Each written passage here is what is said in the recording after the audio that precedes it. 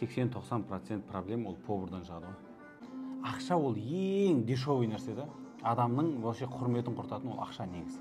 Официант любой кафенің, любой ресторанның келбеті. Онда ресторан аша бер. Бірақ Шымкентте жақсы бір шайхана таппадық.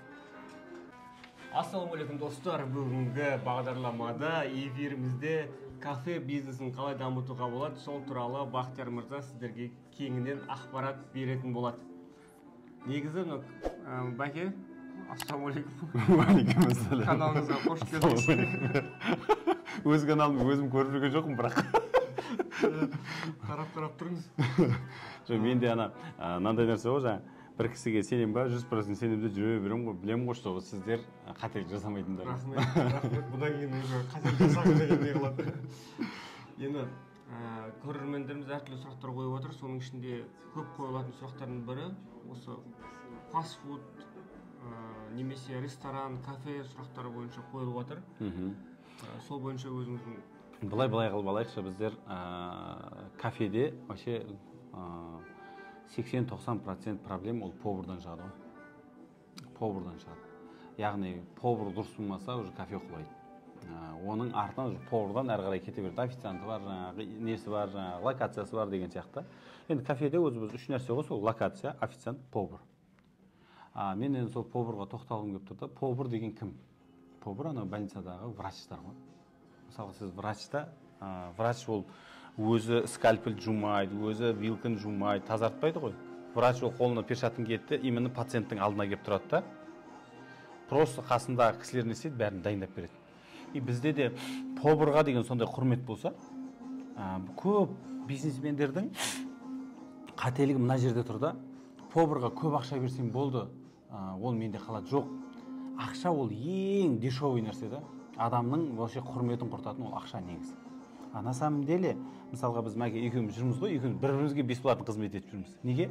Потому что бір-бірімізге деген құрмет бар да. Сол сияқты поварға құрмет болса, бірінші очередь құрмет адам деп қараса, екінші ол құрмет болғаннан кейін не істейді? Қасындағы көмекшілері, сәбізін дайындап, картошкасын, етін дайындап, ананың бәрін повар только мына қазанның айналасында болу керек та. Сол кезде ғана ол кафе міндетті түрде өседі. Бізде қандай, мысалы, повар қалады да өзіне жуа тазартқызып қояды. Повар қалады да өзіне не істетіп қояды. Жаңағыда сөйтеді не істейді, ол мына жақта бір күні уборщица болып жүреді, бір күні тамақ істеп жүреді. Енді есепте да ол қай жерде фокус. Где внимание, там результат та былайша. Көңіл аударған жерде уже не кетеді да. Енді екінші, то же самое официант. Официант любой кафенің, любой ресторанның келбеті. Мысалға біз неге отырасың, өстіп тұрады да саған официант келіп, не қалайсың маған деп. Мысалға. Вот сол жерде не болды? Қызылордада біз бір кафеде болдық, атын айтпай қояйық. Қауын өзіміздің бір қауын әкеп білеміз, ол кафеде қауын жоқ. Қауын әкеп тұрмыз да, мен айтамын, пышақ берші, өзіміз кешіп жейік десек. Бізде болмайды, имидж кетеді. Мен айтамын, қауын тауып берші онда. Официант өстіп алғанда, өстіп қатып қалғанда, анаң директор сияқты. Бірақ официант неге ондай? Потому что директорның официантқа деген құрметі сондай да. Көрдің ба? Ол мысалға үйдегі ол официант үйдегі келіншегің деп алайықшы. Келіншегіңе бүгін күліп қарап, шәмәл аш болса да бүгін тамағың күшті болыпты, бірақ шәмәл тұзы көп болып десең, ол екінші жол дұрыстайды ғой. Или келіп алып та мына тамағын жемеймін, не болыпты десең, бұрыс шығады да.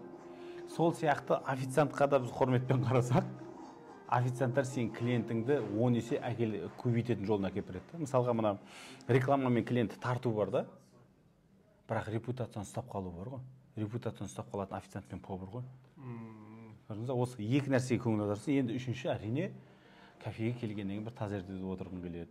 Кафеге келгеннен кейін интерьер жақсы болғанын қалайсың. Кафеге келгеннен кейін локациясы дұрыс болғанын қалайсың. Кафеге келгеннен кейін парковкасы дұрыс болғанын қалайсың да, ол міндетті түрде керек нәрселер да.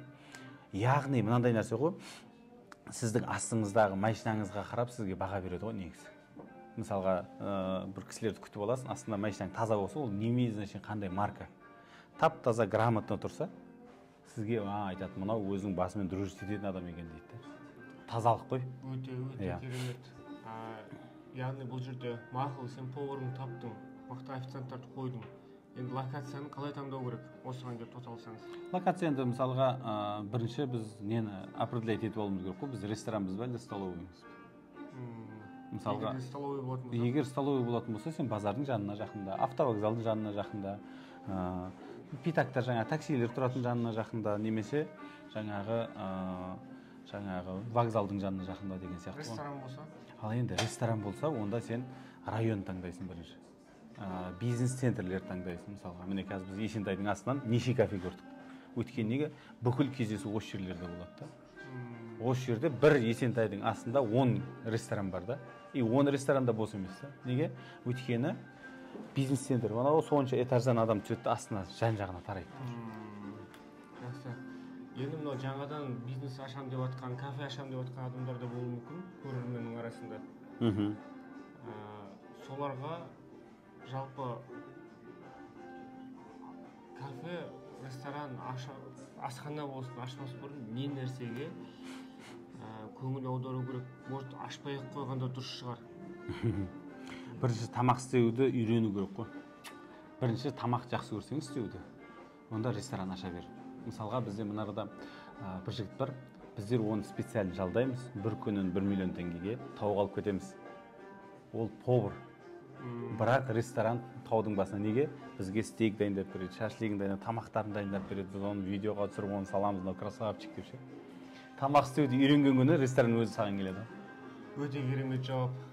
Осы жерде мен бір кісі айтқан еді, сен өзің қандай проблемаңды шештің, сол нәрсені, немесе қандай проблема шешілмей жатыр, сен шеше алсаң, соны жүзеге асыр деп. Біз енді Шымкентте, қазір Алматыға арнайы келіп отырамыз, бірақ негізі Шымкентте отырамыз, бірақ Шымкентте жақсы бір шайхана таппадық. Өзіміз бала шайдың тұр бас сақинасы қысқан кезде шай ішіп отыратын. Өзіміз ақыры жоқ болса, өзіміз ашып алмаймыз ба деген ой туындады. Бірақ бәрібір бизнесмендерде андай ғой, ашып алып өзімен өзі жүріп кететін сияқты иллюзия туады.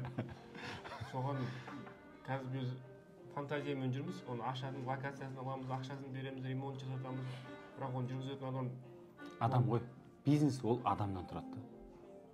Біздердің көп қателіктеріміз біз ақшамен ғана шешкіміз келеді. Ал енді қараңызда, үйіңізде келіншегіңіз, мысалға енді ресторан айналасындамыз, келіншегіңіз ашулы болса қандай тамақ жейсіз? Ашық тамақ жейміз, атала жейсің ғой. Ал енді көңілді жүрсе келіншегіңіз, сізге жасап берген макарон тамағы кәдімгідей сүйсініп жейсің да. Неге? Өйткені любой жансыз нәрсеге жан беретін кім? Ол адам ғой. Мысалға мына зданияда 3 күн адам тұрмасыншы, мына жерде паутиналар жиналып, мына суровый болып тұр здание. Енді ішіне 5 адам кірді, мына здание жарқырай бастады. Машинаңызға отырыңыз, мысалға қазір Алматыда 3 күннен кейін машинаңызға отырыңыз, машинаңыз өстіп тұрды. Сіз ішіне келіп отырдыңыз, кілтті бастыңыз, сіз жан бердіңіз да машинаға. Любой тамақ, жансыз нәрсеге жан беретін ол адам. Енді жан беретін адам көңілді болса, энергичный болса, сен не тамақ берсең де жейді адам, су берсең де жейді. Және көптеген көрермендеріміз сұрап жатыр екен, қалай хабарласақ болады, консультацияға қалай жазылсақ болады деп. Осы видеоның астында сіздерге сілтеме болады WhatsApp-қа арнайы. Соған өтіп, тіркеліп жазылсаңыздар болады. Графикке қарай сізді тіркеуге тырысады мамандар. Біз негізі бұл менің өзім кәсіпкерім ғой. Өзіңіз сияқты кісілермен жүріп, мен былайынша тек реклама жағынан көңіл аударып жүрдім да, и өз бизнес жасап жүрмін. Енді жаңа халық қайта-қайта сұрап отқасын, енді бір жаңа ассистентімізді қойып, бір окошканы ашып қойдық осы кісілерге, жеке консультациямызды берейік, жеке бір қолымыздан келген үмітіміз, кішкене болса да әйтеуір үміт сыйлайық деген мақсатпен, жаңа сіздердің сұраныстарыңызбен. Әйтпесе біз неше видео түсіріп тастадық, әлі бірде-бір не қойып қоймаппыз, ссылка қоймадық, өйткені неге? Біздер ойладық, YouTube-тан жауап береміз. Оказывается, жаңағы сияқты адамдар тет-а-тет кездескен кезде басқаша эмоция алады екен да. Сізге Алла разы болсын идеяңыз үшін. Сізге Алла разы болсын. Негізі қазір бәкең Қытаймен бизнесте, осы Қазақстанда аз болады, мүмкіндікті пайдаланып келіп үлгеріңіздер. Келесі эфирде кездескенше қандай да бір сұрақтарыңыз бар болса, астына комментарияға жазыңыздар. Осылай сұрақтарға жауапты видео ретінде түсіріп отыратын боламыз. Рахмет.